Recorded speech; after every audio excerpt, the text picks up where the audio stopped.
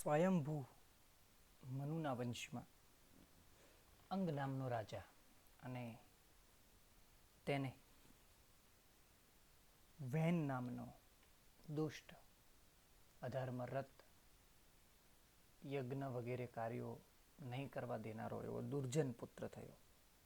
એટલે ઋષિઓએ એમને સજાના રૂપે અને દંડના રૂપે એમનો વધ કર્યો અને એમના પુત્ર એટલે પૃથુને એને ગાદી સોંપી. પરંતુ ત્યાં સુધીમાં દુષ્કાળ આદિના કારણે લોકો ક્ષુધાર્તાયા ભૂખથી પીડિત હતા અને એ લોકો પૃથુ પાસે આવ્યા અને એમને પોતાનું પોષણ માટે અથવા પોતાના ધાન્યની અપેક્ષાને એની સામે રજૂ કરી, પોતાના પરિપાલન માટે એમણે વાત કરી. એટલે પૃથુ છે એ પૃથ્વીને ભૂમિને બાળ દેવા માટે પ્રવૃત્ત થયો. પૃથ્વી ગાયનું રૂપ લઈને ત્યાંથી પલાયન થઈ અને પૃથુ તેની પાછળ ગયો. અંતે કોઈક સ્થાન ઉપર ઊભા રહીને ભૂમિએ કહ્યું કે હું શું કરું. ત્યારે પૃથ્વીએ કહ્યું કે સ્થાવર અને ચર એટલે કે સ્થિર અને હાલતા ચાલતા એવા જે તત્વો છે એ જે ઈચ્છે છે તેવું કર. હવે ભૂમિ એનો એટલે કે પૃથ્વી એનો જવાબ આપે છે. અહીંયા સુધીની વાત આપણે કરેલી છે મિત્રો. તો ભૂ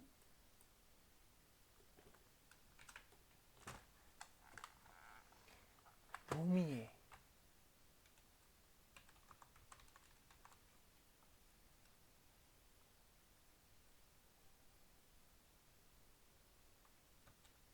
તથા અસ્તુ એટલે કે તેમ થાવું ઇત્ય ઉક્ત્વા એમ કહ્યું,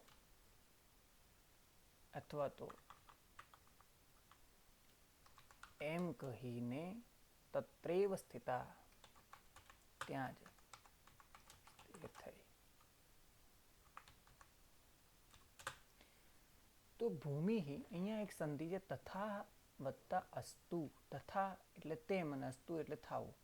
એટલે આપણે નથી ઘણી વાર સિરિયલોમાં એમાં જોઈએ છીએ કે ધાર્મિક સિરિયલોમાં ખાસ કરીને કોઈ મહાન અથવા કોઈ વ્યક્તિ ખૂબ તપ કરે ને પછી ભગવાન પ્રસન્ન થઈને એવું કહે કે શું ઈચ્છે છે. તો હિરણ્યકશ્યપુ જેવા હોય એક લાંબુ લિસ્ટ આપે કે હું આનાથી ન મરું, હું આમ ન મરું, હું તેમ ન મરું, મને આમ ન થાય, તેમ ન થાય. એટલે પછી ભગવાન એમને એવું કહે કે તથાસ્તુ તેમ થાવો. એટલે માગીને મરી જાય તોય મરી જાય, આવું બને.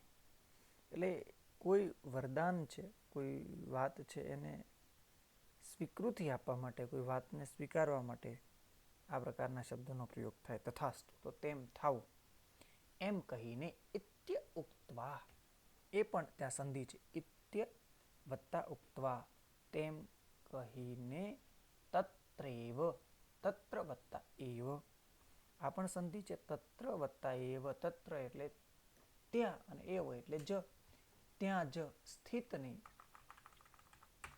ત્યાં જ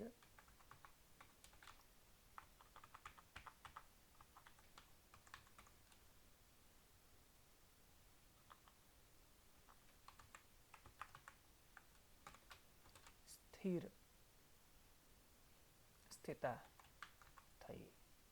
યસ.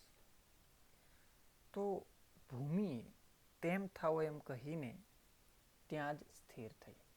તામ તો જ્યારે આ પૃથ્વી ભલે તેમ થાવું અથવા તેમ થવું કોઈનું થઈ તામ તે ગોરૂપામ સ્થિતા ગાયના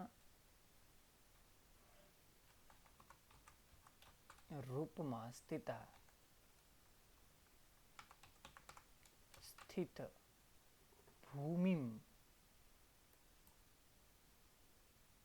ગાયના રૂપમાં સ્થિત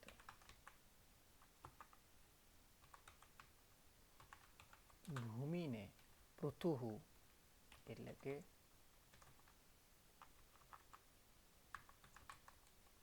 પૃથ્વીએ દોહી.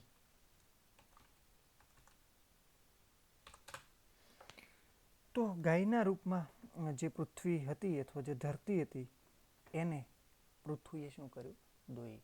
તો આમ પણ થાય છે કે પૃથ્વીએ એટલે અહીંયાથી તમે લ્યો કે પૃથ્વીએ તે ગાયના રૂપમાં સ્થિત ભૂમિને દોહી, અથવા તો સીધું જ લઈ શકાય તેમ છે તામ ગોરૂપામ સ્થિતામ ભૂમિમ પૃથુઃ દુદોહ. તે ગાયના રૂપમાં સ્થિત ભૂમિને પૃથ્વીએ દોહી.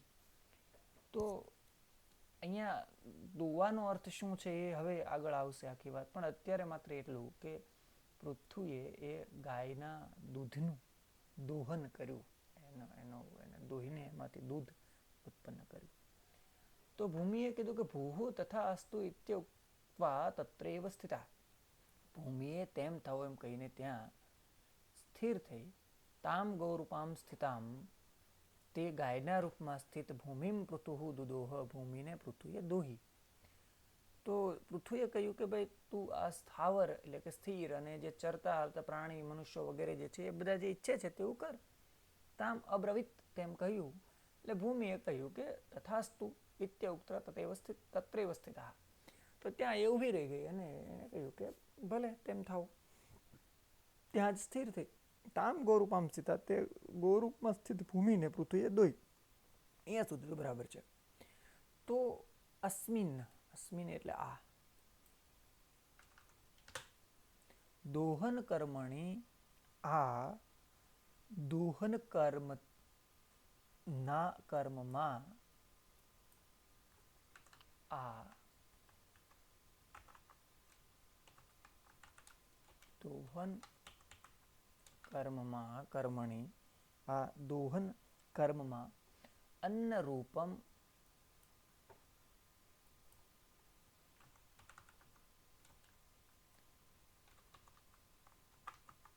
અન્નરૂપી, અથવા તો અન્નના રૂપમાં એમ પણ લખી શકાય, અન્નરૂપી પ્રભુતમ, ઘણું દુગ્ધમ, દૂધ પ્રાપ્તમ,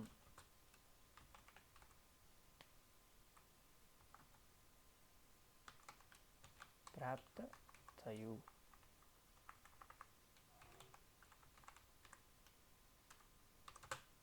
યસ.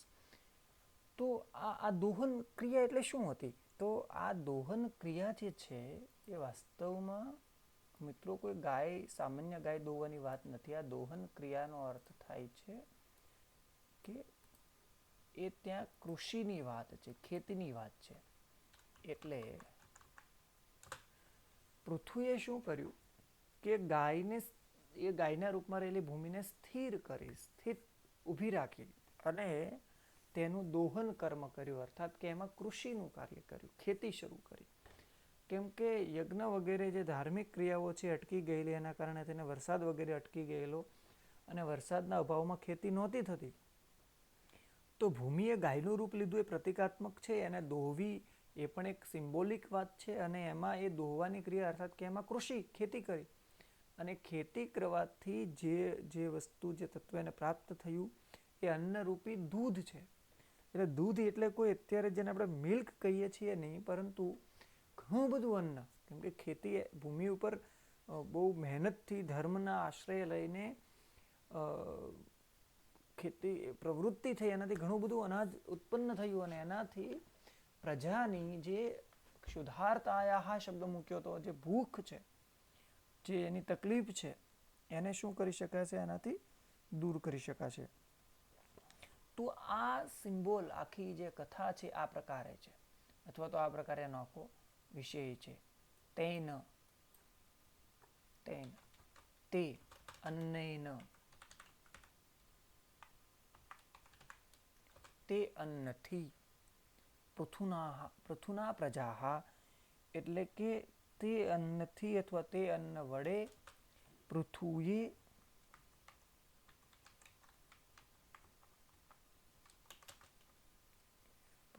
પૃથુએ પ્રજાહ, પ્રજાની સંરક્ષિતાહ, પ્રજાની રક્ષા ચ અને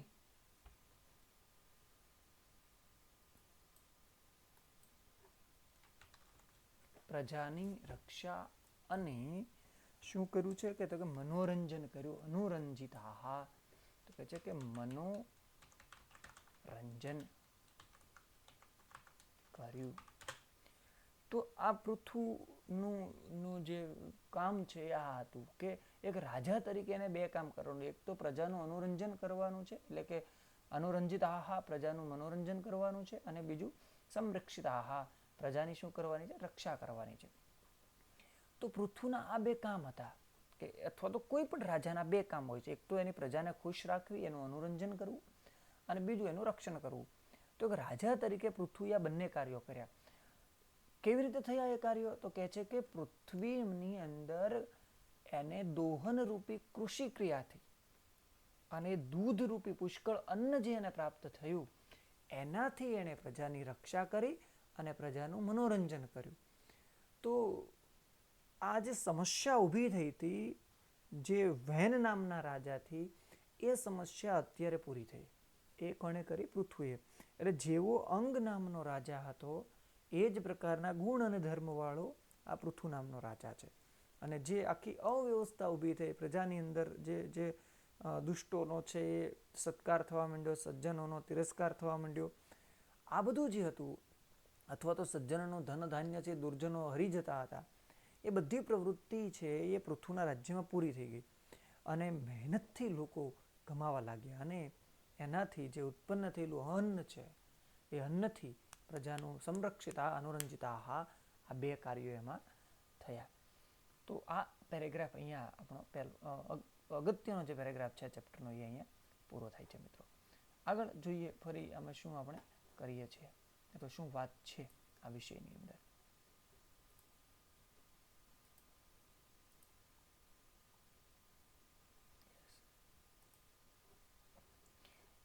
એવમ પ્રકારકમ, આવા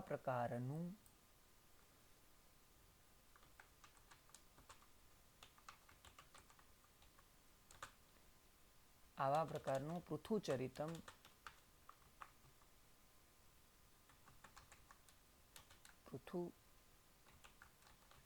ચરિત પુરાણેષુ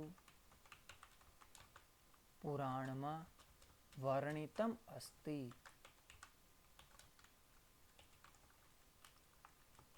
વર્ણિત છે. અહીંયા એક સંધિ છે મિત્રો.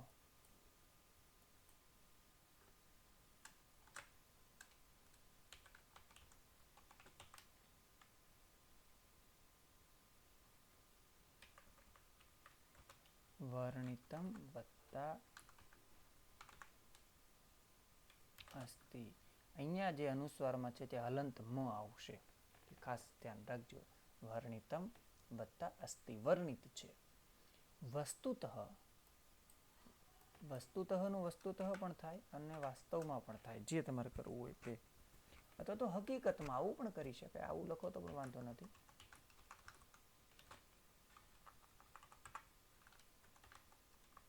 હકીકતમાં ઇદમ એકમ, ઇદમ એટલે આ, એકમ એટલે એક, રૂપકમ અસ્તિ, રૂપક છે. હકીકતમાં આ એક રૂપક છે. ઇદમ વત્તા એકમ, અને પછી છે રૂપકમ વત્તા અસ્તિ. યસ. ત્યાર પછી અહીંયા પણ સંધિ છે. તદ વત્તા અનુસારમ, અહીંયા હલંતમાં આવશે. તો હકીકતમાં, વસ્તુતઃ વાસ્તવમાં, ઇદમ એકમ આ એક રૂપકમ અસ્તિ, રૂપક છે, મીન્સ કે સિમ્બોલ છે, રૂપ છે. વાસ્તવમાં તમે જો વિજ્ઞાનની દૃષ્ટિએ આને જોવા જશો તો એવું ક્યારે બને નહીં કે કંઈ આખી પૃથ્વી છે એ ગાયનું રૂપ લઈ લે અને ભાગે અને કોઈ રાજા એને પાછળ જઈને પકડી પાડે અને પકડ્યા પછી ગાયને દોહવાની ક્રિયા થાય ને એનામાંથી અનાજ ઉત્પન્ન થાય અને પછી એ અનાજથી પ્રજાનું રક્ષણ થાય. આ બધું બહુ તમને ગૌણ લાગશે અથવા બહુ થોડું વિજ્ઞાનની દૃષ્ટિએ તમે જોવા જશો તો એ આપણને સત્ય નહીં લાગે. એટલા માટે આ એક રૂપકની દૃષ્ટિએ આને જોવાનું છે. એક રૂપક છે, એક સિમ્બોલ છે, અને એ રૂપક જે છે એ આખા જે વાત છે એને ઢાંકીને આપણી સામે રજૂ કરવાનો પ્રયત્ન કરે છે. હવે એ રૂપકનું જે છે એ ઉદ્ઘાટીકરણ અથવા તેને ખોલીને આપણી સામે મૂકે છે કે આખું રૂપક શું સમજાવવા માંગે છે. તો એક રૂપક છે અને તદ અનુસારમ, તદ એટલે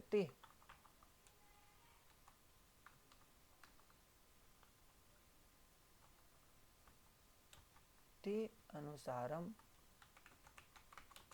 તે પ્રકારે રાજા ગોપાલઃ એટલે કે રાજા ગોવાળ અલ્પવિરામ ભૂતલઃ ગોહો ભૂમિ ગોહો ગાય દોહન કૃષિ કર્મ એટલે કે દોહન ક્રિયા ખેતી કામ દોહન કૃષિ કર્મ એમ લખો તો વાંધો નથી.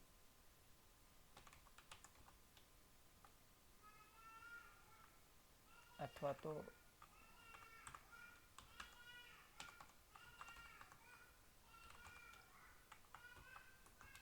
ખેતી કામ ચ અને હવે આગળ લઈ લઈશું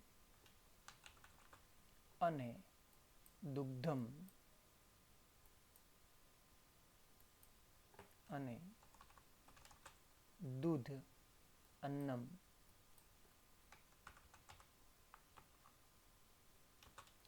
અસ્તિ છે. તો હકીકતમાં એક રૂપક છે. તદ અનુસારમ તે પ્રકારે રાજા ગોવાળ ભૂતલમ ગોહો ભૂમિ ગાય દોહનમ કૃષિ કર્મ દોહન કૃષિ કર્મ અને દુગ્ધમ અન્નમ અને દૂધ અન્ન છે. તો આ આખું સિમ્બોલ છે. શું આપણે સમજ્યા? રાજાને ગોવાળના રૂપમાં જોવાનો છે, ભૂમિ છે ગાયના રૂપમાં એટલે કે ગાયના રૂપમાં ભૂમિને રજૂ કરી છે, દોહનના અર્થમાં કૃષિ કર્મ અથવા ખેતી કામને રજૂ કર્યું છે અને દૂધના રૂપમાં અન્નને આપણે લેવાનું છે. અર્થાત હવે આખી વાતને ભેગી કરીને સમજાવે છે. અર્થાત પૃથુરૂપ એટલે પૃથુરૂપી ગોવાળે ગોપાલ અર્થાત કે પૃથુરૂપી ગોપાલ ગોવાળે ભૂતલ રૂપાહ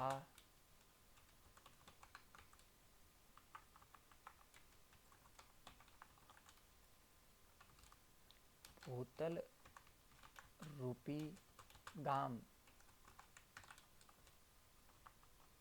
ગાય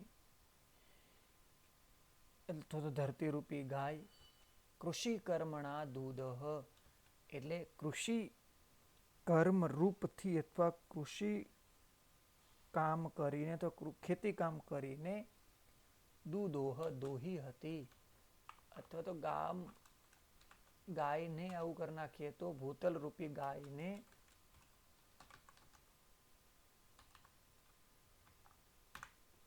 કૃષિ કર્મ કરીને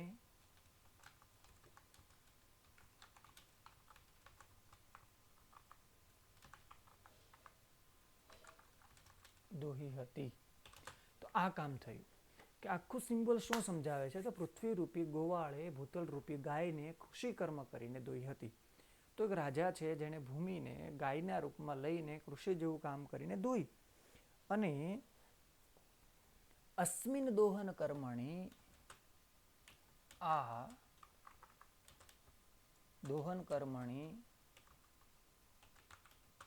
દોહન કર્મથી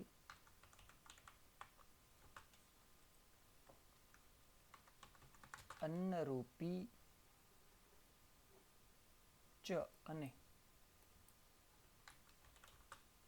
દુગ્ધમ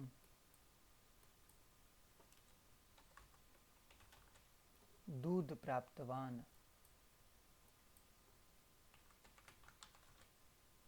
પ્રાપ્ત થયું.